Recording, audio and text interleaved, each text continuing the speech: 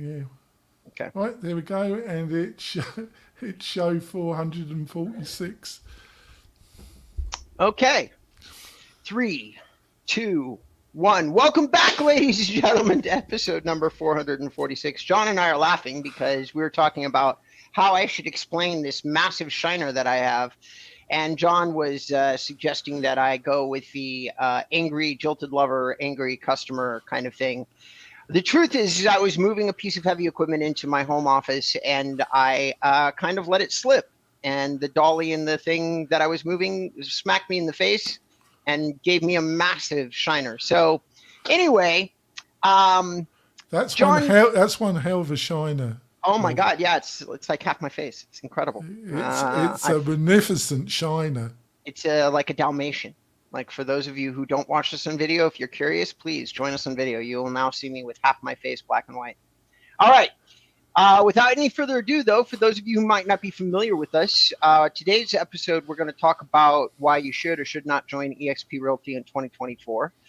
My fearless co-host is the one who did the research and came up with the subject in the first place, but some of you may not know him. So, John, without any further ado, would you please do us the favor of introducing yourself? Oh, there. Shock horror. Nobody knows me. Oh, there you go. I'm the joint founder of mel-wright.com. We're a CRM email text platform that helps you get more leads. Plus, you get a really nice looking website. What more could you ask for, my beloved listeners? Back over to you, Robert. All right. Now, I'm Robert Newman, the founder of Inbound REM, which is a content-focused marketing company that is focused on the core principles of you owning stuff and search engine optimization. All right. Without any further ado, though, we're going to drop into... I'm tempted to say it's urgent care centre. Oh, my God. See, this is every once in a while, John, I give you a lot of ammunition. This is one of those days per year that you just get a ton. Because I could have called out. I did break my face, but no, I'm here letting you take some shots at me. All right. Listen, ladies and gentlemen, what you said, curious if EXP is the right fit for you in 2024. All right. So let's talk a little bit about why you selected this subject in the first place, because we've talked about EXP before. So this is the second time you brought them up as a subject. Why don't you... Just looking at what other people were talking about, and I thought it would be slightly different than video, Facebook, or Google local adverts.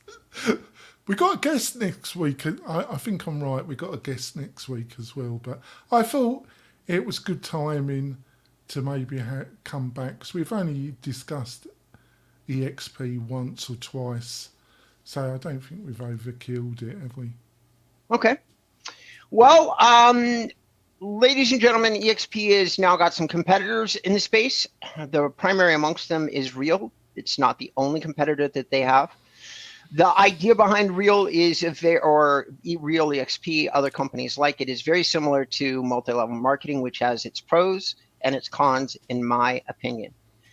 Before we jump into any of that, though, I'm gonna sort those pros and cons through the format of the show that John has designed for us. I did just take a heavy blow to my head recently, John, so understand when I'm mixing my words up that could be part of the cause. Oh, I do that. I don't need a blow to do that myself, Rob. So successful and experienced realtors would be successful at any brokerage. That is your number one, kind of like what you put here. So what did you mean by that? Get into that for us. I think, if you haven't built up a marketing engine, a marketing methodology, whatever techniques you're going to utilise, one-to-one marketing, more traditional type of marketing, where you just got a small group of people but you're really tight with them, or you're going to use more digital marketing, or you're going to use a hybrid approach, which I personally think is the best, but a lot of agents seem to struggle in combining both methodologies together. They either go with the more traditional build a small referral group in their community, or they go fully online. But whatever your poison is, whatever is working, you've got to, if you're successful and you've built up that way of getting enough leads and turning those leads into commission checks, you're going to be successful whatever type of brokerage you go to. So I don't think, apart from when you're starting off, if you're starting off, you're not got a lot of experience. I don't think any of these online brokerages are probably the right solution to you. Some people would say I'm not right about that, but I think finding an experienced agent that would be a mentor for you is a really good idea. But apart from that, I think whatever type of brokerage, as long as you've got that marketing engine worked out, you're going to be successful to some extent. I copy you. So I have a different take on this. Successful and experienced realtors is successful in any brokerage. That broad and general statement, I completely and totally agree with. And I just want to say that at that point, then for all of you listening to this show, especially for those of you, that rare few, that really don't sweat the details of your business. In other words, maybe you're very successful at digital marketing of some kind. You really are already a profit engine. And now what you're doing is trying to figure out how and where you're going to see the most utilization for the business that you're surrendering to a brokerage, because that's what you're doing. You're giving your business to somebody else for a set of services. When you are good enough at your business where the marketing, you've done the marketing, you've created the deal, you manage the transaction, and all of that is seamless, now you have this massive asset that you can turn over to a brokerage or not. Some agents turn it over for brokers that charge 0% or $4,000 a year for a seat. You all know who the 1% percent commission brokers are. You should. Okay. All those people pretty much process your transaction at no charge. So you can keep all of your money from the deal. Real and EXP give you a percentage of their company as part of their end on the transaction. You end up paying about 20% on transactions, 20% of 1%. Okay, so they're not the lowest and they're not the highest on the transaction processing side. So you pay for this privilege. But part of what they do is they give you shares in the company, which is what makes their brokerage structure unique as part of your comp plan. Now, here's the interesting thing. They also are one of the very few people that allows you to treat their business like your business. That's where it's like multi-level marketing. And in that sense, you get to, if you're a guy like Kyle Handy, who has a process that you can put online that other people can copy and replicate, you could then make them essentially part of your downline. And then you can make a very small piece of their deal as well. And you can make some shares in EXP. Now, all of this was much more appealing when the stock price was exploding. In terms of stock price, position of the shares, and I am not a stockbroker, this is not financial advice, but in my opinion, you are looking at a better time frame for Real and other companies because EXP has stagnated on the share price for a while. But if for some reason you believe in their model like a lot and they've got a great model and they are doing really, really good at providing share value. So you need to look at this yourself and say, do I have the 5 to 10 years? And if the answer is yes, in my opinion, EXP is definitely the established player. They created the model that everybody else is following in the digital space, and they are the godfathers of it. They also have an incredibly attractive profit to earnings share ratio as opposed to every other provider out there. Now, that's not a guarantee of performance.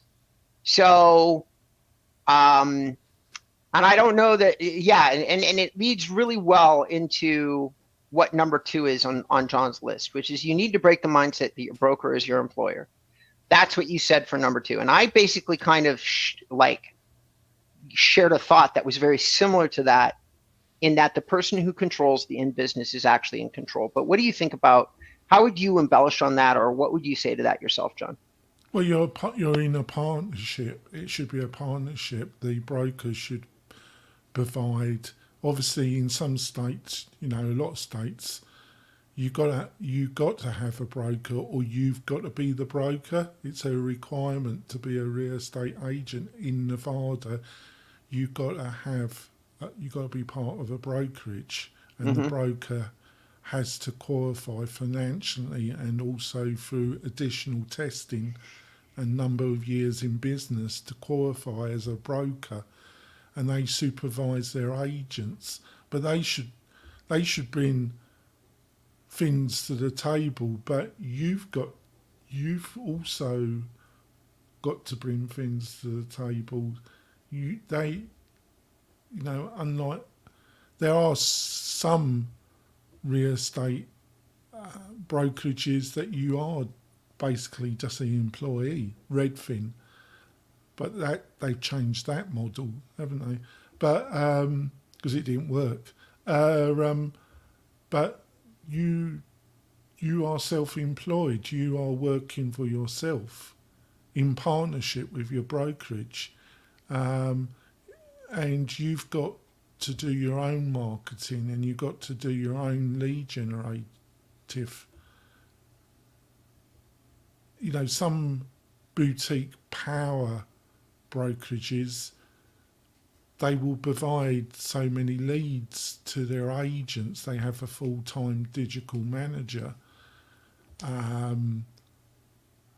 think if you're starting out, but normally they give the best of those leads to their experienced agents, don't they? In my experience, yours might be different. But that's the mindset. It's a totally different mindset to being an employee, I feel. Agreed. So, ladies and gentlemen, this is the mindset that you need to break, the mindset that your broker is your employer. I couldn't agree with that more. It hasn't been true in a while, and it certainly isn't true in the digital age. There's a very small handful of exceptions, which mostly exist in the hyper luxury space, where Sotheby's Luxury or a few other brand names are still someplace where when you sign up for them, they're going to be your employer because they've built such a strong pedigree into the brand that you're not going to be able to catch it on your own, in theory. But there aren't that many of those left, and they almost always exist in a very specific kind of space. There's also an ever-growing number of players that focus on the smaller, higher volume mindset. There are quite a few players out there that are appealing to that marketplace and building brands along the idea of doing real estate transactions in mass and providing a reasonably good experience and a lot of training to get those things done. And there's all sorts of small brokers who are doing that for EXP and others. But those guys have already figured out that the broker is not the employer. The person that is the employer, the person that can make the demands, is the person who controls the business. And in the digital world that we live in, business is more and more defined by process. So if you have a lot of processes, what you say at the opening of sale, close of sale, and you can record all that in video or other formats and then test agents on it, and then you have digital formatting so that when somebody's closing a deal, like a lot of their paperwork's on an iPad as an example, people are signing documents, you've got easy to understand assets that explain the transaction, explain what somebody's supposed to do, and you're paying for those, or you paid for the knowledge in the first place. And you have all of that process set up. Most of the time, brokers are not doing that anymore.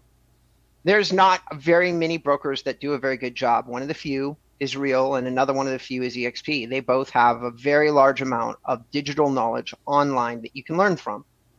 You have to decide who's better. Real has done a better job on the corporate side, I think. People that are actually connected to the core entity. And EXP is doing a much better job at recruiting power agents who do an incredible job at doing it, such as Ricky Caruth and Kyle Handy.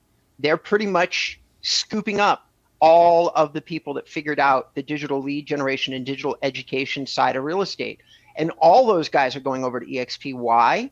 They're already educating thousands of people. Might as well make a small override on it.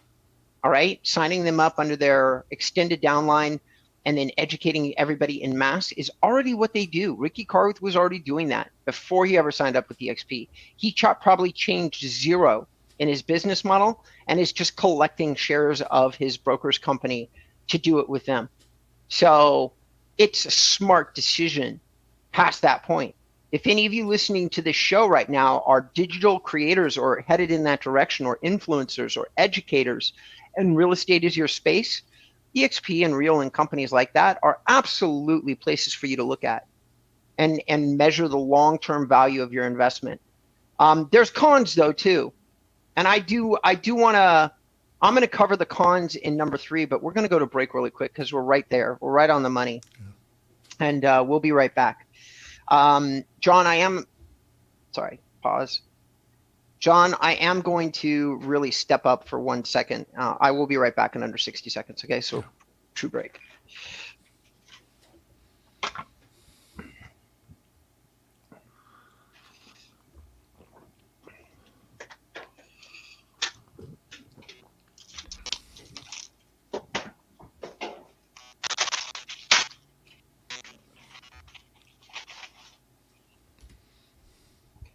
All right.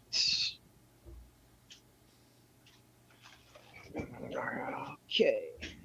I'm going to do my countdown now, all right? Okay. 3, 2, 1. Welcome back, ladies and gentlemen. Today we are talking, today's episode number is 446. We just got back from break, and we are talking about the pros and cons, or why you should or shouldn't join EXP Realty in 2024. We went to break when we had covered a second subject, which is you need to break the mindset that your broker is your employer. We're coming back, and we're going to talk about the priorities that we think might be a good idea for you to look at in 2024 from your brokerage. And this is just our opinion, and these are two guys that haven't been realtors, but we both have a lot of digital experience, and we're applying that to this equation. So John, why don't you go first and run through what you think the priorities would be that you would need from a brokerage in 2024? Well, I think the main priorities is money, support, charges, what the split is going to be. I think with EXP, I think their split is 20/80, up to $16,000. And then there's a cut off. I think I'm right about that. Like you covered the support, the training. You said that they do provide a lot of online training, and they do, like one or two of their main competitors, provide good services when it comes to managing the transaction. And then you got the charges, how much they charge. I think by my research, which was at the beginning of 2024, they were charging around $80 to $90 a month for their digital package. Mm-hmm. I think there's a fourth one, which all these online players, it's their weakest point is, and I would call it community. Mm-hmm. I think you can have community online, but I think it can't compare to a traditional brokerage that has some form of community feel to it. But on the other hand, I've known a lot of the kind of bigger franchise brokerages. They don't have much of a community feel, even though they've got a brick and mortar base. So it just depends on the kind of tradition, what kind of brokerage, the more traditional model that you're joining. What do you reckon, Bob?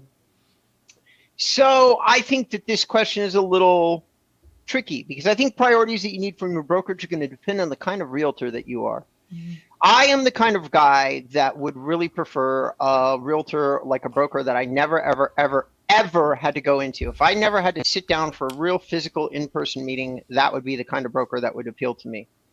I just don't like it. I don't like driving.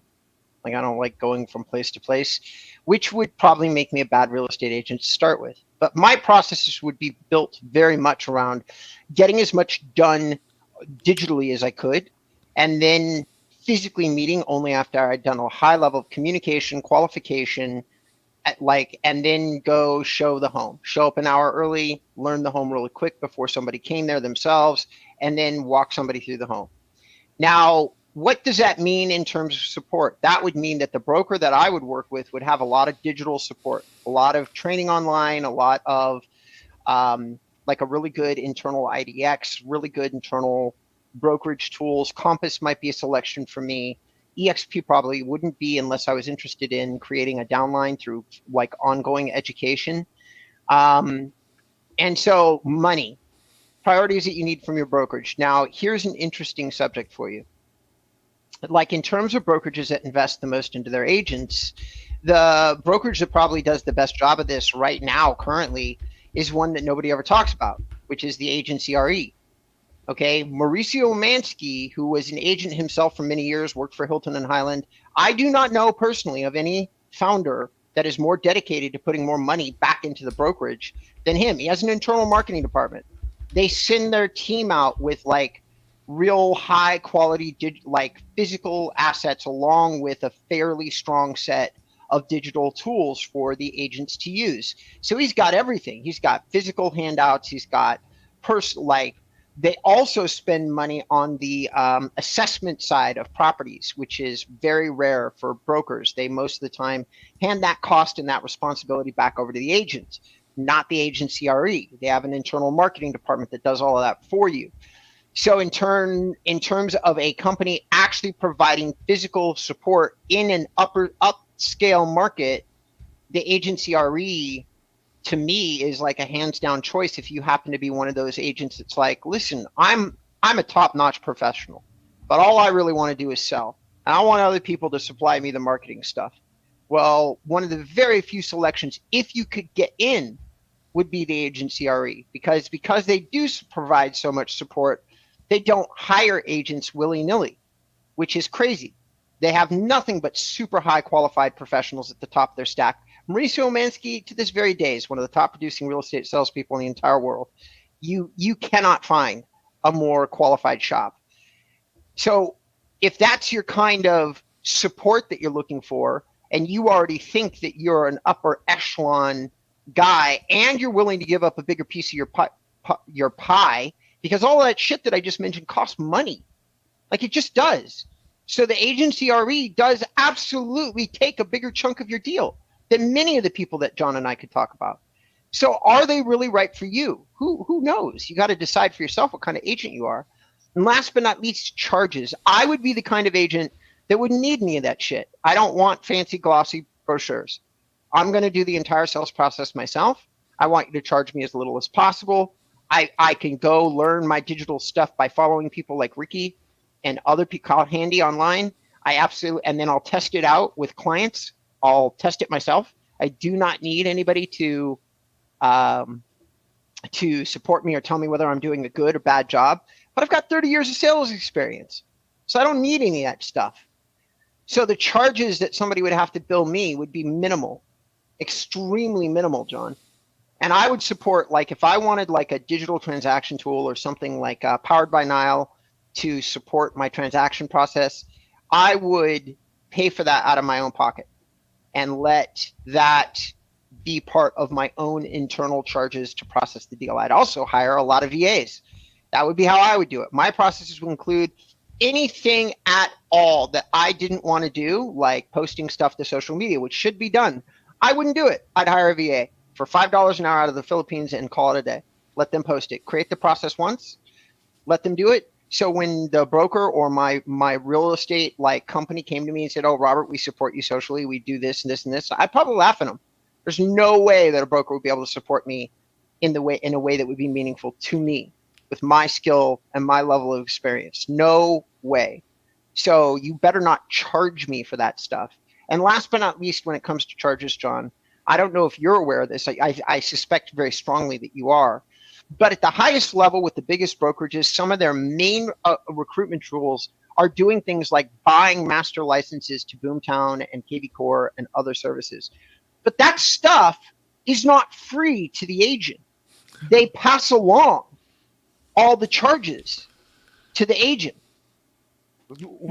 I see you want to say something. Join the. Yeah, I don't know if am I right that EXP KV Core is still a main part of their digital package. I don't think they insisted that you use it. I know some of their biggest online training influencers emphasize that.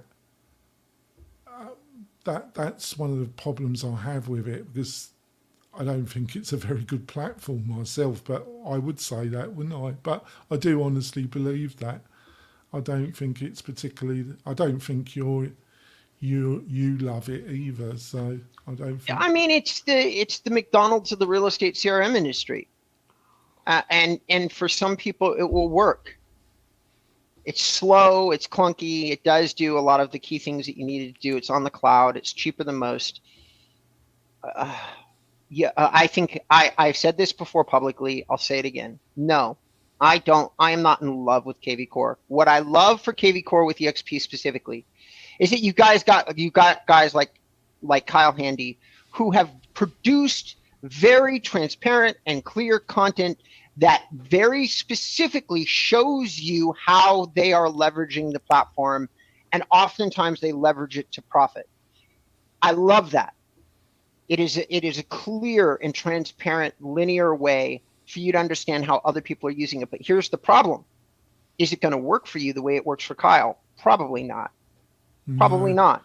The other area is this kind of boutique broker who is very good at marketing, that's built a local regional brand, and you are gaining recognition by linking yourself to that region, that local regional brand. I forgot his second name, Peter. I'll ask him back because I think he's gone. You said he sold his brokerage in. He did. But I think he's still active, so he might be. He just sold. I'm pretty sure he sold his brokerage to Compass. Whether or not he's active or not, I have no idea.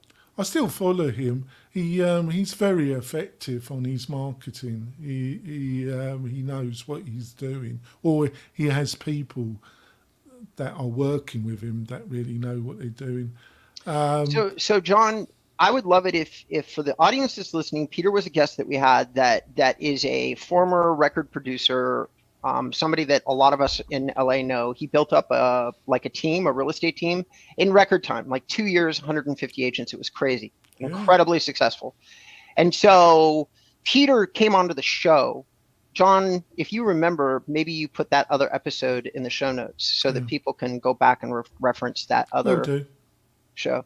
Anyway, so that's what John was talking about. Peter was really cool, very effective social marketer, one of the very few guys that ever came on the show and just said to us all, like to John and I very transparently, hey, we don't focus so much on CRM systems here. We focus on social marketing, and I just show my team how to do that. That was literally something he said, one of the very few brokers that's ever come on the show with us and said something like that. To my recollection.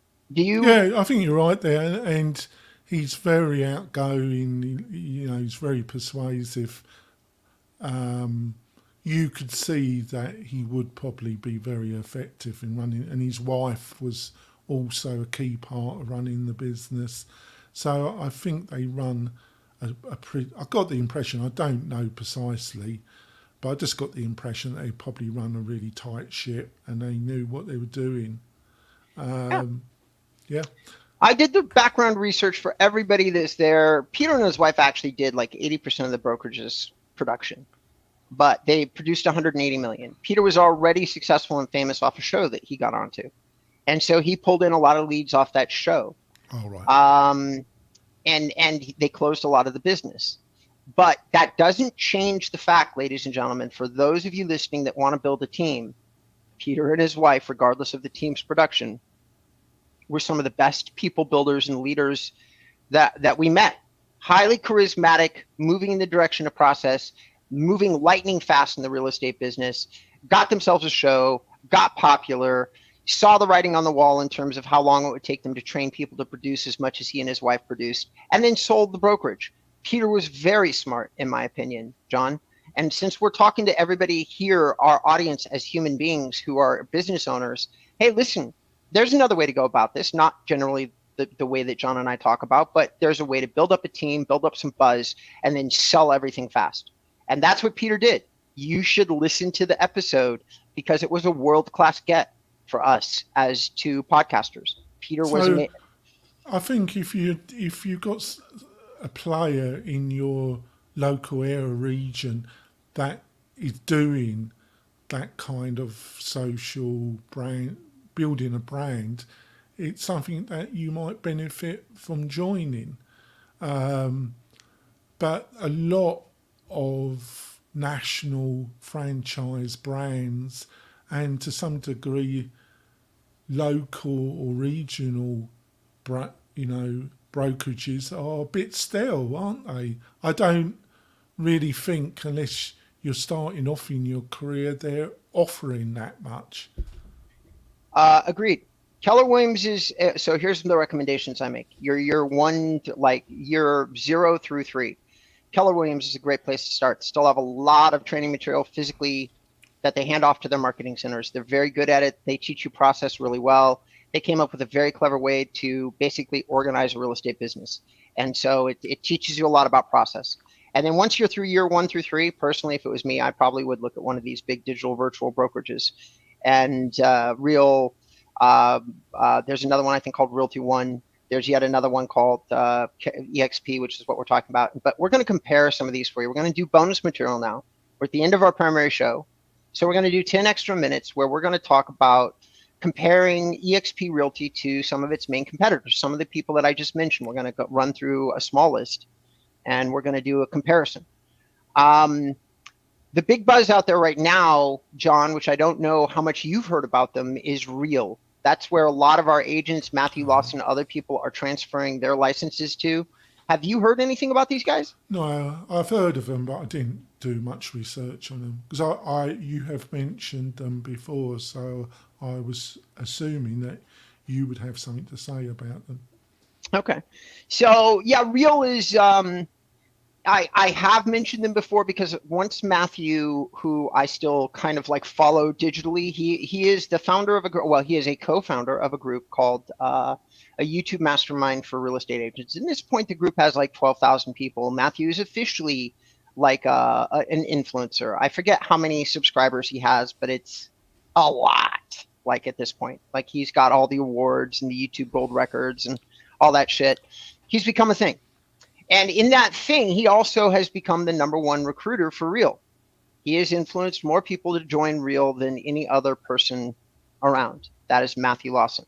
So he's officially become a truly important influencer for a brand new brand. Through Matthew, I decided to check Real out. And what I discovered is that they have a stronger seeming mission.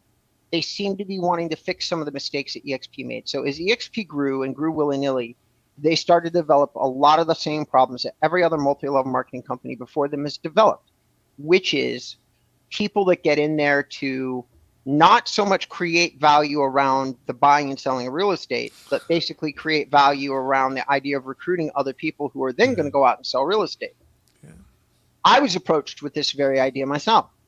3 different times by 3 XP people. They all wanted me to basically be an influencer without selling any real estate. I've been involved in a lot of multi-level marketing things over the years. And while I did see a way that I could make some profit, probably make it easy and big, I learned a long time ago not to attach myself to a brand until I am really, truly integrated into its core philosophies. Because, well, you know my feet, that because I've expressed it to you on the show yeah, before, and because I come from England, these type of schemes are totally illegal in the UK. You can go to prison by running one of those type of schemes. So my cultural background, I would never get involved with, and that's why I wouldn't get involved with EXP. Not for that reason, from my cultural upbringing. I just wouldn't be comfortable in getting involved with it, even though it's totally legal here, isn't it? It is, and I want to be clear. I kind of side with John. If John and I are both saying that we wouldn't sign up for it and we've been approached, I think that probably says everything that we need to say as podcasters to you, the audience listening. You want to do what you like, you want to complete your research. I still say okay, but I will say this: it is a rapidly maturing multi-level marketing model, and before you decide that you're going to sign up for it, you should do some of your own research on what happens in rapidly maturing multi-level marketing models. There are not that many that are successful, and the only ones that really have become more like store owners that are run out of their houses, like Amway. So and I think you are very intuitive in what you've just said, because that's what I've heard. And I think what you're saying about real is it's attractive as long as it doesn't become over. The main purpose is no longer selling property. The purpose is to get new recruits in.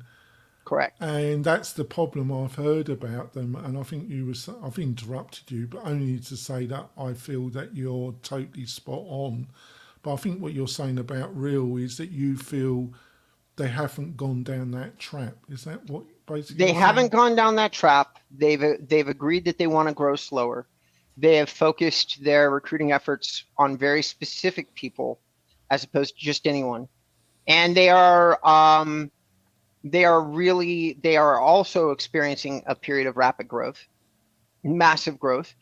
And they seem to have better processes and systems in place. But I say this is a guy that spent about 6 hours researching them and no more than that. And so I do not know that for sure. This should not be heard as an endorsement. This should just be heard as I was curious. I'm not even a real estate agent. I was just curious because Matthew is so hot on him. And over the years following him, he is a guy that influences me. I like his content. He has always been real forthright about his successes and his pitfalls as a YouTuber in real estate. Like, he posts his relationship statuses online. He has wins and failures there. He's one of those people that really lets you into his life, John. And because he does let me into his life, wins and losses combined, I kind of grown to trust him as a content producer. And so I pay attention to what he's talking about when it comes to real. And so far, he has had nothing but good things to say about them. And I have no reason to believe that he would, like, even if it was his own detriment, I do believe he'd say, wow, this isn't what I thought I signed up for. Like, I feel like he would say that, but he hasn't done that. It's been years. Anyway, I think that's a good enough point. There are other people to compare, like Realty One, but honestly, I have not done enough research. I don't know that John has, so we're going to leave the comparisons off there. We really appreciate you listening to the show. As usual, we're going to ask that you like, share, thumbs up, comment. It helps with the YouTube algorithm a lot. It helps with the moral support for me and John. I get the fact that we've been doing this for years, and you probably think we're going to do it no matter what, but it really makes our day when all of you comment, like, share. Yeah, send love to Rob, or send a digital ice pack to him. He needs it. So send him some love, listeners and viewers. He looks like he's been in a prize fight. All right, so John, not true, all true. John, if you wanted people to reach out to you, how would you like them to do that? I'm such a piss artist. So I just can't help it. It's the Englishness. It just comes out, folks. I just can't help it. Thanks, Rob. The best way is to go over to the mel-wright.com website, have a look at what we've got to offer, and then book a chat with me. I love to have a discussion, show you some aspects of the Mel Wright system, and become part of the tribe. We're a small platform. You get a lot of individual attention from us. Back over to you, Rob. I love that. Mel Wright is high touch. That's very important for some of you, especially less experience should equal a higher touch vendor that you need in your corner. Okay. Inbound REM does much the same thing, but at a different, we're targeting a different client. We're targeting content producers. We're targeting long-term thinkers. And our website has massive amounts of content at this point, like reviews and deep analysis for local, for traditional SEO, for pay-per-click, for even Facebook marketing, but though I do recommend John's content probably a little more than ours, but we have some of that. So it's a one-stop, fits-all kind of informational place for you to arrive at these days. Anyway, so much appreciate everybody. John, I appreciate you. And he's not wrong. If you want to amuse yourselves, you should come look at me. I'm pretty beat up. All right, without any further ado, take us offline.